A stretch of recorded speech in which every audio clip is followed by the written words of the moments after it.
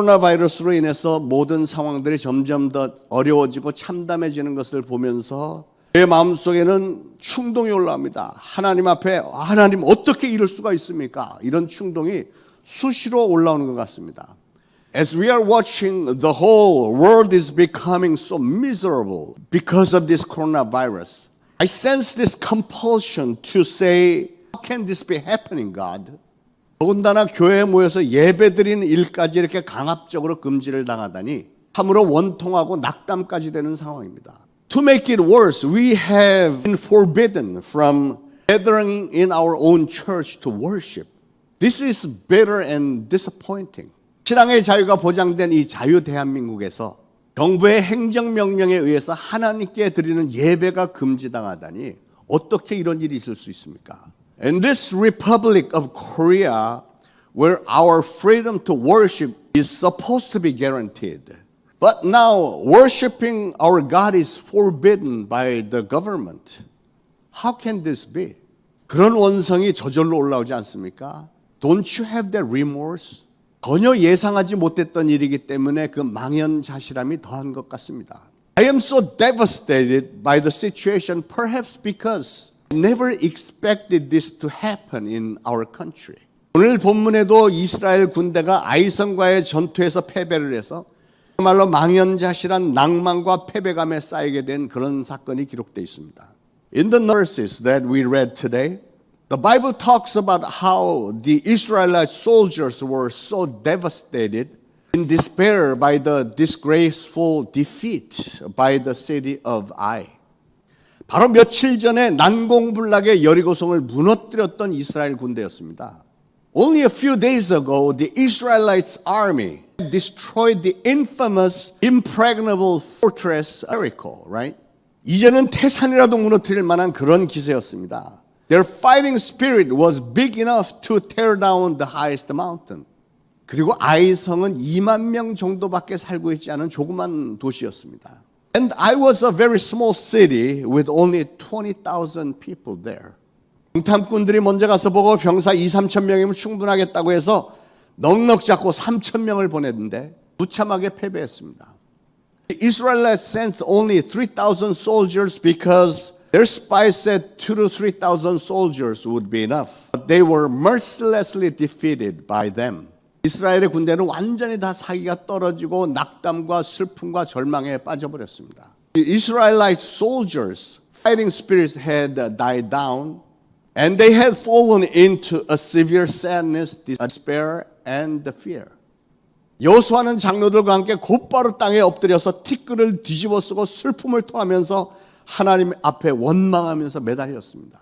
Joshua with the elders had kneeled down, sprinkled dust on their heads, and cried out to God with their sadness and remorse.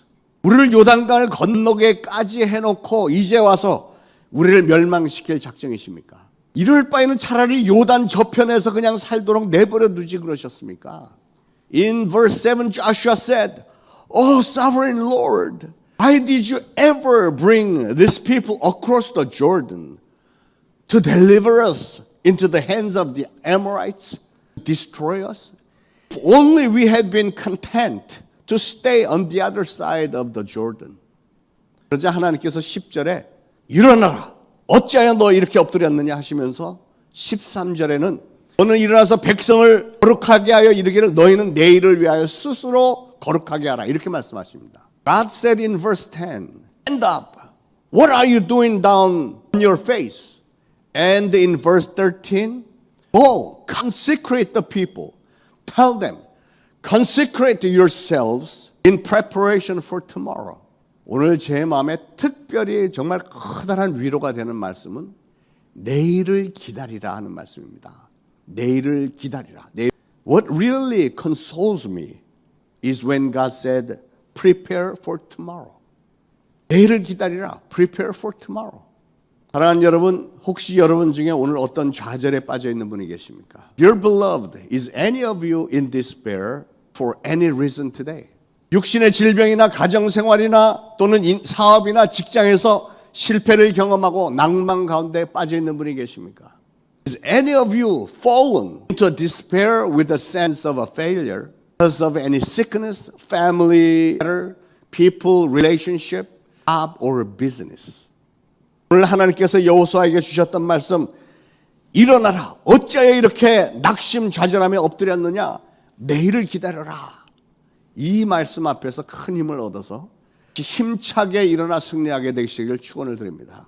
I want you to gain a strength and stand up strongly and victory by God's consolation. Stand up. What are you doing? Down on your face. Consecrate yourself in preparation for tomorrow. 이스라엘이 아이성과의 전투에서 패배했던 원인은 몇 가지만 생각을 해보면, 첫째로 적을 과소평가했고, 두 번째는 자만했기 때문에 작전도 짜지 않고 그냥 나갔고, 세 번째 전쟁에 임하면서도 하나님 앞에 기도 한 번 하지도 않고 나갔다는 사실입니다. The reason why Israelites were defeated by the small city Ai was because first they underestimated the enemy. Secondly, they were so arrogant that they didn't even prepare for any tactics to fight for the war. And thirdly, they didn't even pray to God before the war. 그런데 그것보다 훨씬 더 중요한 치명적인 원인을 하나님께서 여호수아에게 직접 말씀해 주셨습니다. But God told Joshua more critical reason than that. 앞서서 여리고성을 정복했을 때 하나님께서 그 성에서 얻은 모든 생명과 재물을 하나도 빠짐없이 온전히 하나님께 바쳐라 그랬는데, 그 명령에 불순종한 자가 있었다는 겁니다. When they had conquered Jericho, God told them, do not take any of the lives and goods, but devote all of it to God. And now God is saying, someone has disobeyed my command and took the devoted things. 여러분 모두가 다 잘 아시듯이 아간은 외투와 금덩어리와 은덩어리를 자기 장막에 좀 숨겼습니다. As you all know, Achan took a robe, some silver and gold, and he hid them in his tent.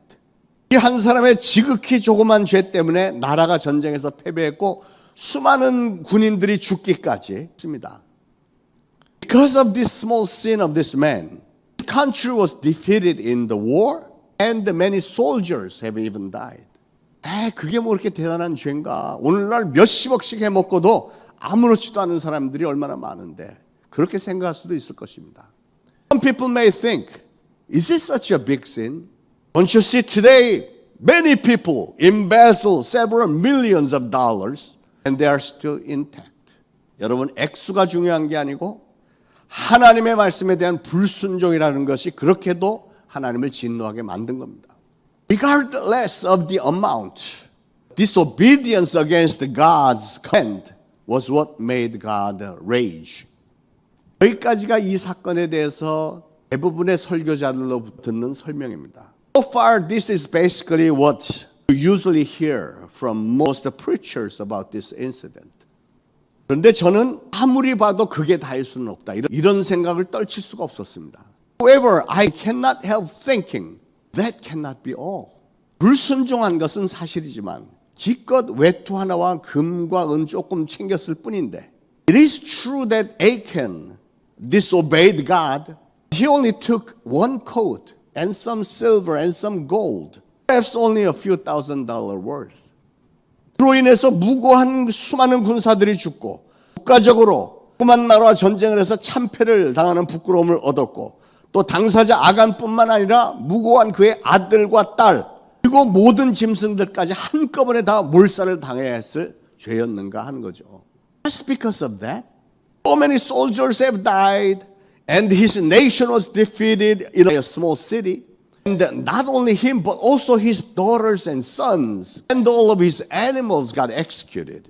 Just because of that little sin?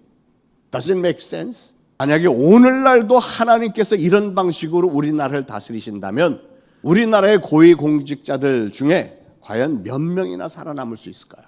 If God rules over us today just like that, how many top rank officers would be able to survive today? 그래서 분명히 그게 다가 아니고 뭔가 더 하나님께서 그처럼 강력하게 아간을 처벌하신 이유가 분명히 있을 텐데, So I thought there's gotta be something else. There's got to be something more than that. You have to punish him and even his family like that. 심을 하면서 성경을 읽어보고 또 읽어보고 하다가 보니까요. I kept reading and reading the verses over and over again, pondering. 1절과 11절, 12절, 13절에 계속 반복되는 구절이 하나 눈에 띄는데 그건 온전히 바친 물건이라는 구절입니다. And finally, I noticed there was a clause that says the devoted things in verses 1, 11, 12, and 13. 1절에 그들이 온전히 바친 물건을 가져가고 도둑질하고 속이며 그것을 그들의 물건 가운데 두었느니라. 11 says they have taken some of the devoted things. They have stolen, they have lied, they have put them with their own possessions. 13절 끝에는 너희가 그 온전히 바친 물건을 너희 가운데서 제하기 전까지는 내 원수들 앞에 능히 맞서지 못하리라. And at the end of verse 13, that which is devoted is among you, O Israel. You cannot stand against your enemies until you remove it. 자, 여기서 온전히 바친 물건, 이게 무슨 뜻일까요? What does this devoted things mean? 여리고성을 함락시켰을 때 여리고 안에 있던 모든 것은 전부 하나님에게 온전히 바쳐진 물건이라는 뜻입니다. When they had conquered Jericho, everything that was in Jericho had become devoted things to God. 이미 하나님께 바쳐진 것이기 때문에 그것은 거룩한 하나님의 성물이라는 것이고요. 하나님의 그런 성물에 손을 댄 죄가 얼마나 큰 것인지를 보여주신 사건입니다. Because they were devoted things to God, they became consecrated things of God. And God wanted to demonstrate what happens when someone put their hands on them. 자, 그러면 성물이라고 하는 것은 구체적인 예로 어떤 것을 말하는 것일까요? Then specifically, what are the examples of the consecrated things of God? 여러분이 하나님 앞에 바친 헌금과 그 헌금으로 구입한 성구들, 교회 비품들, 곧 이런 강대상, 의자, 음향장비, 영상장비, 악기들, 주보, 헌금 봉투, 하다못해서 행정실에서 쓰는 복사지 한 장, A4 용지 한 장도 바쳐진 헌금으로 구입한 것들은 모두가 다 하나님의 것, 성물에 속하는 겁니다. They are your offerings, the church furnishings and the equipments that are bought with your offering, such as this pulpit, chairs, audio and video equipment, the bulletins, offering envelopes, and even copy papers. Anything and everything that is purchased with your offerings that have been devoted to God are considered consecrated things. 하나님의 것입니다. They all belong to God. 그렇게 하나님께 성별된 것을 존중하는 사람을 하나님도 존중해 주시는 줄 믿으시길 바랍니다. I want you to believe, for those who respect God's consecrated things will receive God's respect. Amen. 그러므로 헌금을 관리하는 손길들이나 또 교회 행사를 위해서 무엇을 구입하는 일이나 헌금으로 구입한 물품들을 사용하는 분들은 각별히 신경을 써서 두렵고 떨리는 마음으로 해야 합니다. Therefore, anybody who handles the offerings, purchasing things for church activities, or using those things should pay special attention and have a fear. 그럼 더 나가서 우리가 먼저 하나님 앞에 바치기 전에 이미 하나님의 것으로 성별된 것들도 있습니다. Furthermore, there are some things that have been consecrated as God's even before you devote with your own hands. 도둑의 첫 열매와 11조입니다. 이것이 다 하나님의 것입니다. They are the first fruits and the tithe. They all belong to God. 그런가 하면 매주 첫날 주일에 하나님의 성전에 나와서 예배로 드리는 이 주일 예배도 성물입니다. 하나님의 것입니다. And furthermore, the first day of every week when you come to God on Sunday, that also is consecrated. They belong to God. 그러므로 여러분 이 중에 그 어떤 하나님의 성물이나 성의를 범하거나 잘못 사용한다면 그 개개인뿐 아니라 나가서 그가 속한 공동체 곧 가정과 교회와 나라에까지 아간이 이스라엘에게 영향을 미쳤던 것처럼 큰 화가 미치게 되는 겁니다. Therefore, dear beloved, if any of these devoted things or the devoted days are violated or used for wrong purpose, not only that person, but also the community he belongs, that is your family, your church, and even your nation, will be under God's wrath. Just like Israel with Achan. 이스라엘의 역사가 다 그 증거들이지 않습니까? History of Israel proves that. 오늘날 정부에서 하나님의 성물인 우리 주일 예배를 이렇게 강압적으로 금지한 일에 대해서 첫째로는 하나님 앞에 너무나도 송구스러운 마음이 있습니다. Our situation today that our government has forbidden for gatherings for Sunday worship service. First of all, I am so really sorry to God. 그에 대한 하나님의 보응이 있을 것을 알기 때문에 또 두려운 마음이 있습니다. I am so frightened because I know there will be a wrath of God about this. 우리 교회 성도님들은 하나님의 성물들을 항상 지혜롭고 신실하게 잘 사용해서 하나님의 축복만을 풍성하게 받게 되기를 축원합니다. I really hope and pray that you, my beloved brothers and sisters, always deal sincerely with these consecrated things. You will never receive God's wrath, but only His abundant blessings. Amen? 여러분, 승리의 비결은 무엇일까요? Dear beloved, what would be the secret for our victory? 하나님께서 다시 이스라엘을 돕게 하기 위해서는 이스라엘 백성들 자신들이 스스로 그 패배의 원인을 찾아서 제거해야만 했습니다. In order for God to help Israel again, the Israelites had to eliminate sources of their failure. 하나님은 여호수아에게 일어나서 성결케 하여 내일을 기다리라 이렇게 말씀하셨습니다. 일어나서 성결케 하여 내일을 기다리라 이렇게 말씀하셨습니다. I told Joshua, stand up, consecrate yourselves in preparation for tomorrow. 성결이라고 하는 것은 성화가 되어서 거룩한 것을 가리키는 말입니다. Consecration means becoming holy. Holy, 거룩함이라고 하는 것은 심령의 문제입니다. Holiness is a matter of a spirit. 이 심령에 하나님을 주인으로 모셔야 거룩해지겠는데 아간의 심령 속에는 하나님이 아닌 탐심으로 가득했던 겁니다. In order to become holy, one must receive God as his Lord. But Achan's spirit is not filled with God, but did. 하나님이 아담에게 진노하신 것은 아담이 하나님에 순종하는 것을 선택하지 않고 불순종을 선택했기 때문입니다. The reason why God was pleased with Adam was because Adam didn't choose to obey but chose to disobey God.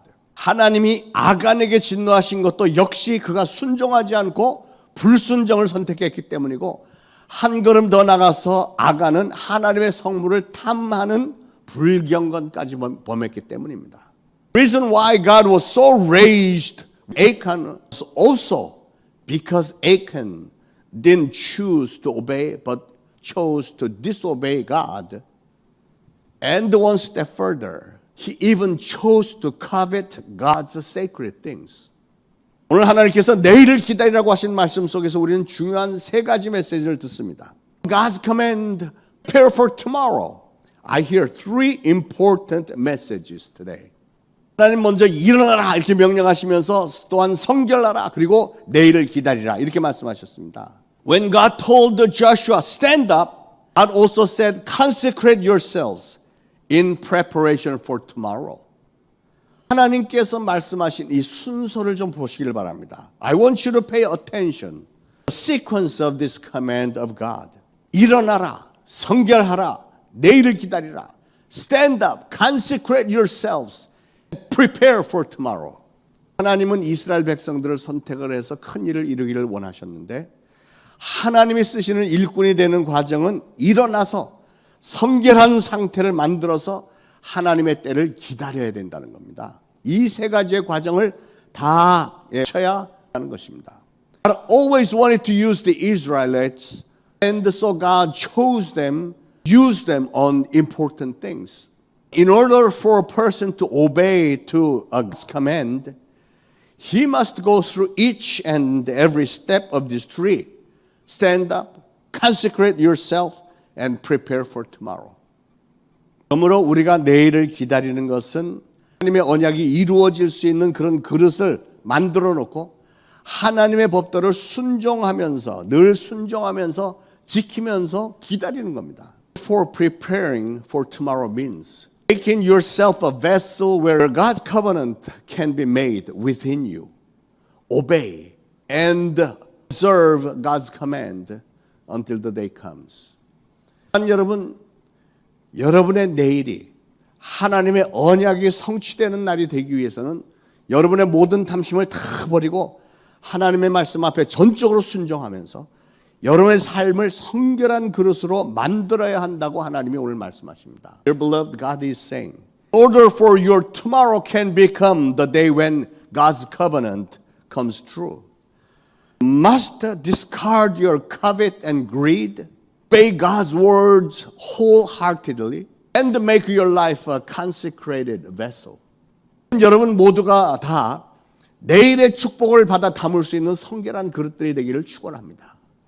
Really hope each and every one of you become consecrated vessel that can take and contain all the blessings of tomorrow. Amen. 인생의 성공과 실패 여부는 전적으로 하나님에게 달려 있는 것인데 그런데 하나님은 준비된 그릇에게만 그것을 부어 주십니다. Success and failure totally depends on God. And I want you to know, God only pours blessings into prepared vessels. 그러므로 여러분의 성공과 실패는 여러분 각자가 어떤 그릇을 준비하느냐에 달려 있는 것입니다. Therefore, your success and failure depends on what kind of vessels you prepare. 여러분, 하나님은 오늘도 우리가 인생에 성공하고 승리하는 방법을 가르쳐 주셨습니다. Dear beloved, God has taught us today, how can we succeed and win in our life's journey? 이것은 오늘 여러분의 실패가 성공으로 반전이 되게 만드는 방법이기도 합니다. This also is a secret to turn your failure into success again. 한 가지 감사한 것은 이스라엘이 하나님의 명령에 불순종했던 대가로 아이성 공격에 실패했을 때 하나님이 그 이스라엘 백성들을 완전히 버리신 것은 아니라는 사실입니다. One thing I am grateful is the fact that when Israelites had failed in the battle against the city of Ai because of their disobedience, that still didn't mean God had abandoned Israel. 하나님은 이 전쟁의 패배를 통해서 백성들이 스스로의 문제를 발견하고 죄의 문제를 해결하고 성결해져서 하나님께서 예비해 놓으신 가나안 땅을 차지하게 되기를 원하셨던 것입니다. What God really wanted was the Israelites to find out their problem through their defeat and resolve their own sin problems and eventually be consecrated so that they can take over the land of Canaan. 오늘 여러분 중에 혹시 어떤 실패나 어떤 심각한 상황에 빠져 있는 분이 계십니까? Is anybody among you today recognizing in failure or in any serious situation? 다 해도 하나님이 여러분을 버리신 게 아니라는 사실에 위로와 새 힘을 얻으시기를 바랍니다. So, want him or her to know that God did not abandon you. I want you to have a consolation and a new strength today. 하나님께서 이스라엘 백성들이 자신들의 죄를 깨닫고 회개한 후에 성결한 백성으로 거듭나기만 하면, 즉 축복받을 만한 백성이 되기만 하면 다시금 새로운 기회를 주셨다고 하신 것처럼요. Just like God said, once the Israelites realize their sins and repent and be born again, the new consecrated people, in other words, become a good vessel deserves God's blessings. God would give them another chance. Amen. 오늘 여러분도 성결한 행도로 거듭나기만 하면, 즉 축복받을 만한 그릇이 되기만 하면 하나님은 다시금 여러분에게도 기회를 주실 줄 믿습니다. I believe if you are born again as a consecrated believer and become good vessel that deserves God's blessings, God will surely give you another chance. 여호수아의 모습을 보세요. Now let us pay a special attention to what Joshua was doing. 아이성 전투의 참패 소식을 듣고 여호수아는 장로들과 함께 땅에 엎드렸다고 그랬습니다. 하나님 앞에 엎드렸다고 그랬습니다. After Joshua had heard the news about their defeat against Ai, Joshua fell on his knees in front of God with the elders. 진정한 신앙인의 자세는 이래야 됩니다. True believers should be like this. 어떤 문제가 있을 때 진정한 신앙인은 사람들하고 의논하지 않고 가장 먼저 하나님 앞에 엎드리는 겁니다. When you face a problem, a true believer never discusses to persons but fall down in front of God first. 이것이 바로 지도자로서의 여호수아의 위대한 점입니다. This was Joshua's greatness as a leader. 여호수아가 하나님 앞에 나가서 그렇게 간절하게 기도를 했을 때 마침내 하나님은 그들의 패배의 원인을 알려주셨고 해결책까지 주셨습니다. Joshua went out to God and prayed like that. God had shown him reasons of their defeat and the answers as well. 해결책이 뭐라고요? What was the resolution? 일어나서 자신을 성결케 하고 내일을 기다리라. And consecrate yourself and prepare for tomorrow. 여러분은 회개하고 돌아서는 사람은 하나님의 은혜와 사랑과 축복 가운데서 승리하게 되는 줄 믿으시길 바랍니다. I want you to believe the persons who repent and turn around will achieve the final victory in the grace of God, love, and blessings. Amen. 오늘 주신 이 말씀이 여러분 한 분 한 분에게 커다란 위로의 말씀, 능력과 권능의 말씀이 되어서 I want this word of God give each and every one of you great consolation, power, and the strength. 말씀을 붙들고 나가서 여러분의 삶이 속히 회복이 되어지고 앞으로는 항상 성공과 승리만 하게 되는 삶이 되시기를 축원을 드립니다. These words, I really bless your life is recovered very quickly and from now on always achieve success and victories. Amen.